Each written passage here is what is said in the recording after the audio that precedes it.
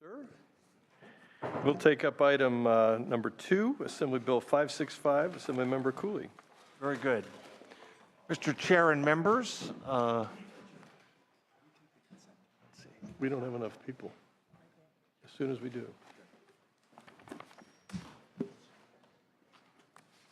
good afternoon, Mr. Chair and members. Thank you for the privilege to join you here in the Senate Insurance Committee. I am presenting today AB 565 relating to group life insurance coverage. And this bill follows a series of bills, first in 2011 and then again in 2012, that were kind of prodded by changes in federal law and were aiming to provide greater flexibility to companies in the benefits they provide group policyholders. So this whole stream of legislation was set in motion by some federal law changes. The provisions of those earlier bills in 2011, 2012, SB 220 and 1449, have since been interpreted more restrictively than was initially expected. So there's sort of an evolving understanding of this area of the law. AB 565 makes 2 changes to insurance law to more clearly establish substantive law and intent with respect to the original legislation. First, it clarifies that group life policyholders or group life insurers are allowed but not required to offer coverage for the dependents of insurers up to age 26. And it specifies that a waiver of premium benefits provided in cases of an insurer's disability ends at the age of separation or at 65, aligning California group provisions with national standards. The bill requires that insurers offer the option for a group policyholder to continue to provide a premium waiver benefit if they so choose upon renewal of the policy. Here to speak in support of the Association of California Life and Health Insurance Companies is Ted Angelo. I do want to note that these provisions align with work that comes out of the National Associations of Insurance Commissioners and the Interstate Insurance Product Regulation Commission, which they've helped put together. So with that, Mr. Angelo, if you would like to speak to these. Mr. Chairman and members, Ted Angelo with the Association of California Life and Health Insurance Companies.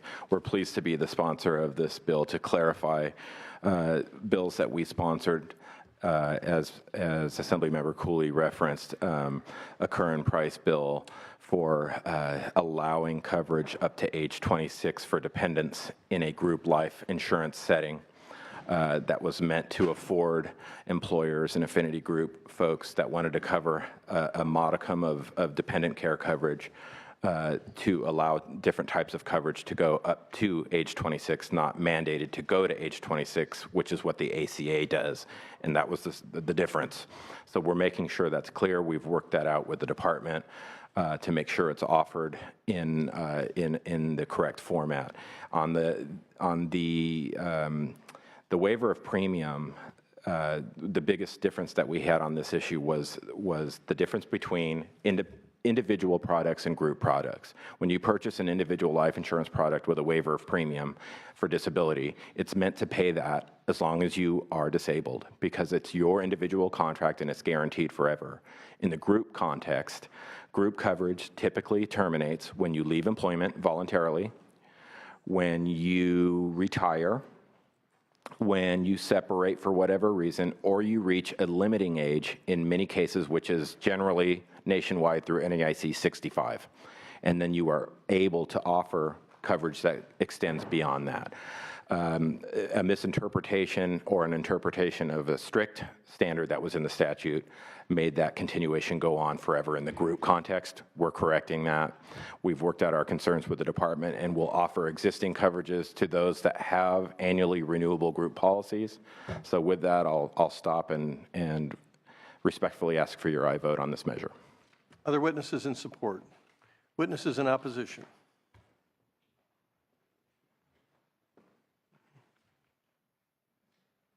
Good afternoon, Chair and members. Melissa Garrett, the Department of Insurance. And I would just like to thank the Author's Office, sponsor, and committee staff for working with us to address previously raised concerns. We had several collaborative meetings. Excuse me. All right, Melissa. All right. One more thing. Well, thank you. Good man. He's giving away your water. I just. That's okay. Plenty more where that came from, huh? As I was going to say, we had several collaborative meetings that led to these amendments, and we believe that are actuarially sound and restore important consumer protection. And as a result, once the amendments are in print, we will remove our opposition. Thank you. Thank you very much, Melissa. Other witnesses in opposition? Questions by my colleagues? Any questions? Yes. But thank you. For the record, yes. Been moved. Any public comment? Okay, we have a quorum. Let's establish a quorum first, and we'll take our vote. Roth. Here? Roth here. Gaines. Gaines here. Berryhill. Berryhill here. Hall. Hernandez. Lou. Mitchell. Wakowski. Is there a motion? And Glazer. Excuse me. I'm sorry. Apologize. You're the cellophane man. I'll move the measure. It's been moved. It's due pass to the Senate floor. Please call the roll. Yeah, we had Senator Berryhill. As amended. Please call the roll. Roth. Aye. Roth, aye. Gaines. Aye. Berryhill. Berryhill, aye. Glazer. Aye. Glazer, aye. Hall. Hernandez. Lou. Mitchell. Wakowski. Aye. Wakowski, aye. It's enough to get out. We'll hold the bill open for absent members. Thank you, Very sir. good. Colleagues, thank you very much. Have a great day. Let's take the consent calendar, and let me go through that with you. Items on the consent calendar are item number 1, Assembly Bill 499, Assemblymember Cooley. Item number 3, Assembly Bill 1645, Assemblymember DeBobny. Item number 6, Assembly Bill 2161, Assemblymember Quirk. Item number 11, Assembly Bill 2710, Assemblymember Cooley. Item 12, Assembly Bill 2728, Member Atkins. Item number 13, Assembly Bill 2884, it's a committee bill. Item 14, Assembly Bill 2885, it's a committee bill. And item 15, Assembly Bill 2887, it's also a committee bill. Do you wish any of the items removed from the consent calendar, colleagues? Okay, is there a motion? It's been moved. Please call the roll. Roth. Aye. Roth, aye. Gaines. Gaines, aye. Berryhill. Berryhill, aye. Glazer. Glazer, aye. Hall. Hernandez. Lou. Mitchell. Wakowski. Wakowski, aye. And that's Okay. Waiting for an author. Calling all authors.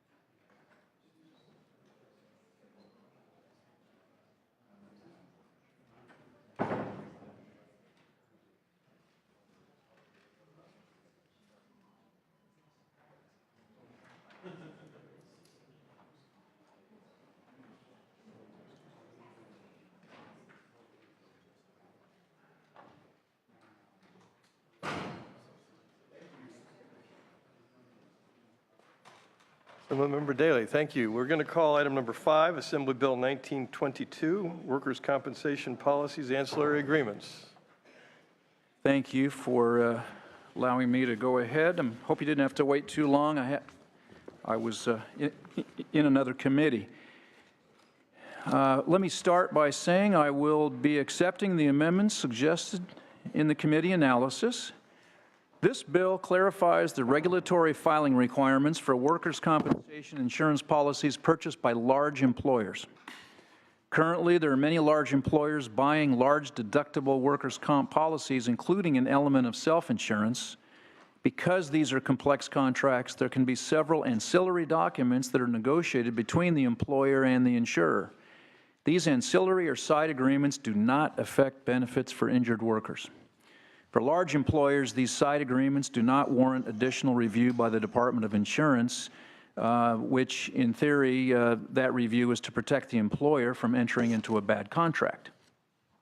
To meet the definition of large employer for the purposes of this bill, an employer must have a minimum deductible of $250,000 and meet at least 3 of the following 4 criteria. Have a full-time broker and have either a risk manager or be represented by counsel during negotiations, have 500 or more employees, have an annual nationwide payroll in excess of $20 million, or finally have a workers' compensation premium in excess of $1 million. Any 3 of those 4 criteria must be met. It's important to note that these ancillary agreements cannot affect policy benefits for injured workers or change the terms of the underlying policy that is filed with the Department of Insurance. With me to testify today, go ahead, Katie.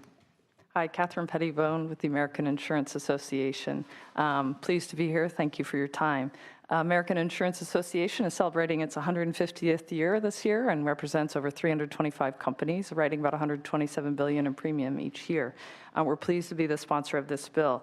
And as the author stated, this is a very narrow filing exemption for ancillary agreements that do not affect the benefits or the coverage for workers. So existing law related to filing of policies endorsements remains the same. So those policies and rates have to be filed and approved by the department. Insurers are ultimately responsible for paying benefits to the worker. That remains the law. High deductible programs with large employers and the insurers have very specific employers customized solutions. These contracts can involve multiple lines of commercial coverage, such as commercial auto, general liability, and these are very much negotiated between the parties.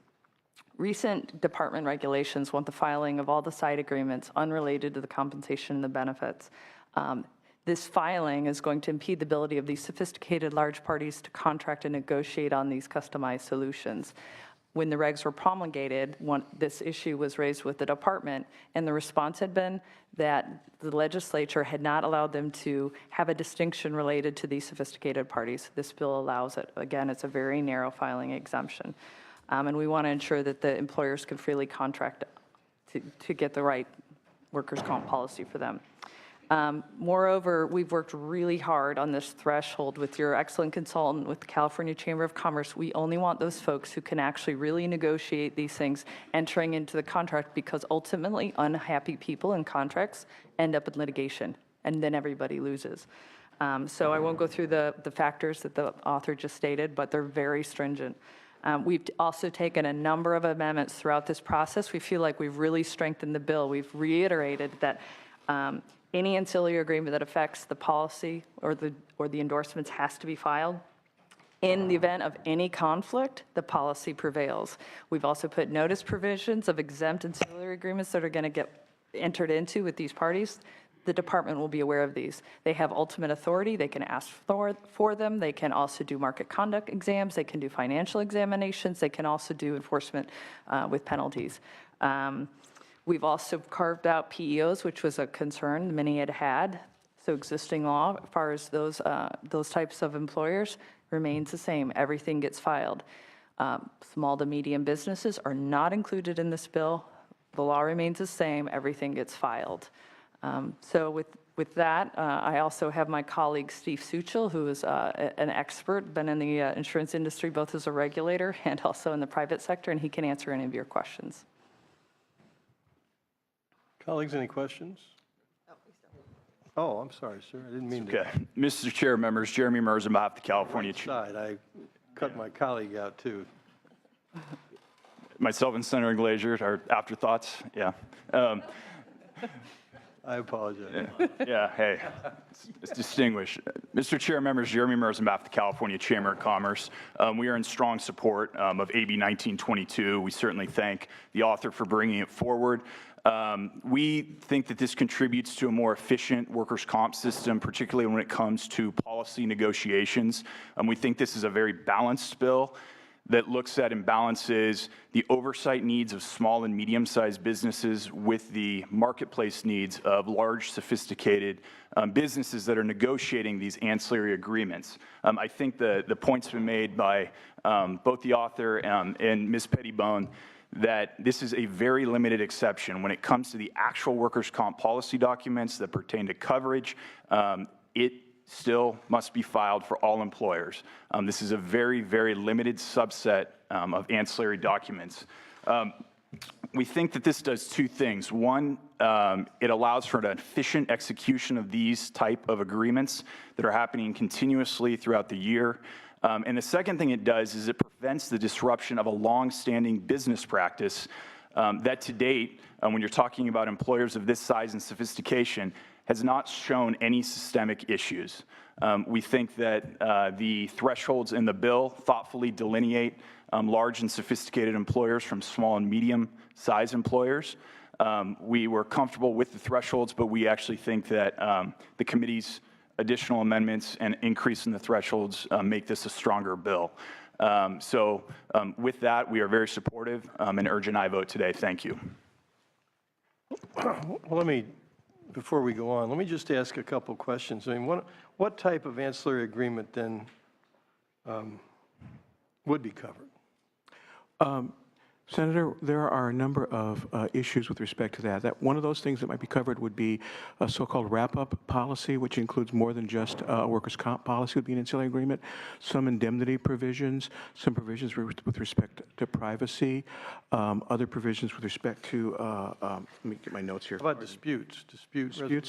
Dispute resolution, there would be dispute resolution both in the types of documents we're talking about being exempt, that's in the bill already, and also dispute resolution in the documents that will be filed with the department. Dispute resolution comes under Senate Bill 684 from 2011 by Senator Corbett, and under that dispute resolution, the employer and the insurer are free to negotiate what the dispute resolution will be, requires notice to the employer, and also if there is a problem, if the insurer fails to follow the law, the dispute resolution defaults to California law and venue. So in that case, insurers are protected. But with respect to dispute resolution, yes, it's covered both. They would be in the documents that would be filed and also in the documents that are exempt. What about deductible payments? Deductible payments. Reimbursements? Anything that has to do with the policy amounts would be part of the policy and would be filed. With respect to the mechanisms of the deductible, when it's paid, other kinds of basically what I want to call ministerial issues would be exempt from filing. And there are exemptions in current regulations that we use in drafting the bill. One of the things about the bill in its current form is a lot of it is based upon department regulations and follows what they provide right now. The biggest difference, of course, is the exemption for the large, sophisticated employers who are able to negotiate at arm's length with an insurance company. Well, with respect to the large employers, and I realize the committee staff was involved in working with you all. I mean, I'm concerned about them not expressing, that I'm going to oppose this. I'm just concerned about the definition and the size of the employer being exempted. So 3 out of 5 specified criteria plus the $250,000 deductible obligation. So if you have a risk manager, you're represented by counsel, and you have, I think it's now net income, isn't it? Or payroll, 20 million or more in payroll, you are exempt? Is that how I understand him? And there are other, that would be $250,000 deductible, and then 3 of the 4 other criteria. 3 of 5? No, that's before the amendments. Oh, it's 3 out of 4. 3 out of 4, yes. So basically, we've narrowed the number of employers that would be subject to the bill, both by increasing the, both by changing from annual income to payroll, because I think the rule of thumb is income is twice what payroll is generally for businesses, but also the deductible, the assistance of counsel, broker, and risk manager, a payroll, and deductible of $1 million. So those are pretty high thresholds.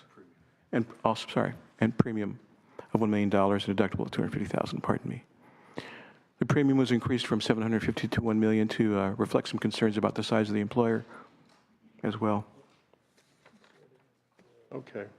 Well, I mean, it just seems to me that if we're really targeting large employers, that would fit my definition of a large employer. I don't know that 20 million payroll is necessarily a very large employer. Chamber must have some statistics on that. So, Senator, that I think when we were looking at the, so when you look at 500 employees, if you look at the Bureau's numbers, about 1% of employers, so we're talking about a very small set. We're talking about sophisticated and large employers, so generally large is going to be the proxy for sophistication, but there was built in some flexibility to the extent you're at 450 or you're under the 500. If you still had counsel, a broker, you were still at $250,000 deductible, $1 million nationwide premium, then we were trying to find a revenue number that would balance out you may have under 500 employees, something like, I heard examples of a tech firm. We were hearing from some of our members when they saw this bill that may not have met the 500 employee threshold, that they didn't feel like they needed the oversight of CDI, and so that's where that flexibility was built in with that number. Certainly, that, it was increased, we think, to $40 million in revenue. That certainly didn't give us any heartburn, but it was really built in for flexibility, still needing a couple of the factors to qualify for this, and we thought that you would still get to a sophisticated place and would not be dragging in some of the examples that have been used. Since I interrupted the flow, colleagues, any questions at this point? Mr. Vice Chair. Just if I could share a little bit of my background in terms of getting at the criteria of how you define a large business. I mean, having an insurance brokerage in the region, we've never insured a business that has satisfied this criteria. So when you define a small business as 499 employees or less than 20 million in sales, those are big accounts that we would love to write in our agency. So I guess I want to be clear from that perspective that I think these are pretty safe numbers and pretty sophisticated employees. So if I've had employers with 100 employees and they're on it when it comes to workers' comp. They want to make sure that they're getting proper management on any outstanding claim, and sometimes they're bringing in a specialist that I might help them with to provide advice and making sure that employee is being provided the proper services that they need, and then how do they get that employee back to work again. So just from my vantage point, I think that criteria is fine. Yes, sir. Mr. Chair, I may be able to help also. I failed to mention there's a 5-year sunset in this bill. Perfect. Thank you. Other witnesses in support?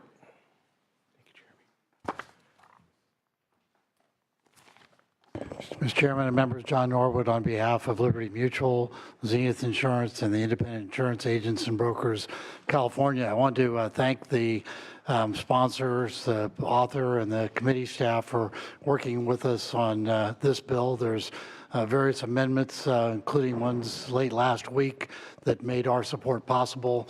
And I think those amendments, one, make sure that the agent and broker has all the materials necessary when they present these types of options to their insureds. Others protect the integrity of the workers' comp system in terms of reporting statistics. And lastly, one that ensures that the policy and any endorsements filed take prevalence over the ancillary agreements or other documents. So thank you.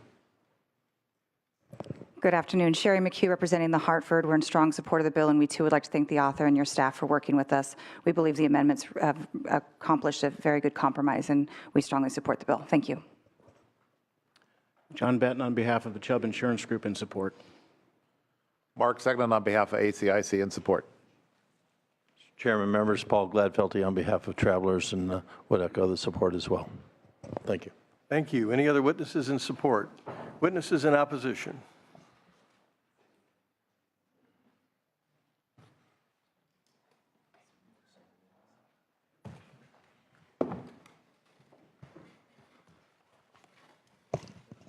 Good afternoon, Mr. Chairman and members. I'm Robert Harrell, Deputy Commissioner for Legislative Affairs for the California Department of Insurance. Despite our significant respect for the author of the bill, we must respectfully oppose this measure strongly. First of all, I'd like to thank you and your committee staff for a very thorough analysis. I know a number of the stakeholders have individually spent a lot of time with Ms. Ryan. It's a very thorough analysis, and we appreciate her efforts to try to improve this. However, if you would indulge me for a couple minutes, I'm joined by Bryant Henley, the Assistant Chief Counsel. If I could speak for a couple minutes, and then he's got some additional points to make. Thank you very much. So overall, this bill, unfortunately, is a faux solution in search of a problem. The mock-up that is the genesis of some of the amendments that have been kind of flying around pretty quickly here is unfortunately, definitionally, a bit of a muddled mess and further confuses the situation. Right now, there's a bright line about what does have to be filed with the department and what does not have to be filed with the department. That bright line was most recently revised and reconceived as of April 1 of this year. It's very clear what does have to be filed with the department and what does not. And in fact, Mr. Henley and others worked painstakingly to make sure that that line was very bright. So with all of 2.5 months of experience under that bright line, we've already seen a number of examples of these ancillary agreements filed with us that are illegal, unenforceable, and we've worked hard to fix them. So if anything, the evidence in recent history suggests that we're going the wrong direction in this bill, that we ought to be having more scrutiny on these kinds of deals. So when a workers' comp insurer and an employer reaches some sort of agreement, there is this sort of magical, mystical notion being conveyed by the proponents that it's this wonderful sort of negotiation with all kinds of back and forth. I think the cold, hard reality in almost all of these situations is that it's a take it or leave it kind of a thing, unless you're the biggest of the big of the big. And by the way, if you don't like it, don't let the door hit you on the way out. And you can go to my competitor who has the same terms, essentially.